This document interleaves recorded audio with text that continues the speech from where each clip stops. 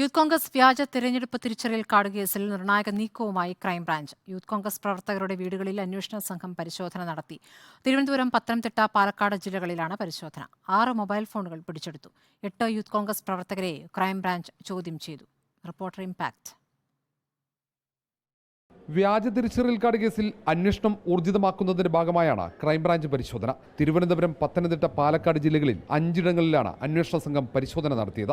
6 mobile ഫോണുകൾ പിടിച്ചെടുത്തിട്ടുണ്ട്. ഫോണുകൾ തിരുവനന്തപുരം CJM കോടതിയിൽ സമർപ്പിച്ചു. മൊബൈൽ ഫോണുകൾ തിരുവനന്തപുരം ഫോറൻസിക് സയൻസ് ലാബിൽ ശാസ്ത്രീയ പരിശോധനയ്ക്ക് വിധേയമാക്കും. വിവിധയിടങ്ങളിലായി 8 യൂത്ത് കോൺഗ്രസ് പ്രവർത്തകരെ ചോദ്യം ചെയ്തു. ക്രൈംബ്രാഞ്ച് DIG V ജയനാഥിന്റെ മേൽനോട്ടത്തിൽ DYSP ജലീൽ തോട്ടത്തിലാണ് കേസ് അന്വേഷിക്കുന്നത്. മുഖ്യ തെരഞ്ഞെടുപ്പ് ഓഫീസർ സഞ്ജയ് ഗോളിന്റെ പരാതിയിൽ പോലീസ് രജിസ്റ്റർ ചെയ്ത കേസിലാണ് ക്രൈംബ്രാഞ്ച് അന്വേഷണം. യൂത്ത് കോൺഗ്രസ് തെരഞ്ഞെടുപ്പിൽ സംസ്ഥാനത്ത് വ്യാപകമായി തിരിച്ചറിയൽ കാർഡ് വ്യാജമായി നിർമ്മിച്ചെന്ന് ചൂണ്ടിക്കാട്ടിയായിരുന്നു പരാതി. അതേസമയം BJP സംസ്ഥാന അധ്യക്ഷൻ K സുരേന്ദ്രനും DYFI നേതൃത്വവും നൽകിയ പരാതികളിൽ മ്യൂസിയം പോലീസാണ് അന്വേഷണം നടത്തുന്നത്. ഈ കേസിൽ ഇതുവരെ 7 യൂത്ത് കോൺഗ്രസ് പ്രവർത്തകരെ അറസ്റ്റ് ചെയ്തിട്ടുണ്ട്. പത്തനംതിട്ട, കാസർഗോഡ് ജില്ലകളിലെ വ്യാജ തെരഞ്ഞെടുപ്പ് തിരിച്ചറിയൽ കാർഡ് നിർമ്മാണമാണ് മ്യൂസിയം പോലീസ് കണ്ടെത്തിയത്. ഈ കേസും ക്രൈംബ്രാഞ്ചിന് കൈമാറാൻ സർക്കാർ തീരുമാനിച്ചിട്ടുണ്ട്. വ്യാജ തിരിച്ചറിയൽ കാർഡ് വാർത്ത റിപ്പോർട്ടർ TVയാണ് പുറത്തു കൊണ്ടുവന്നത്.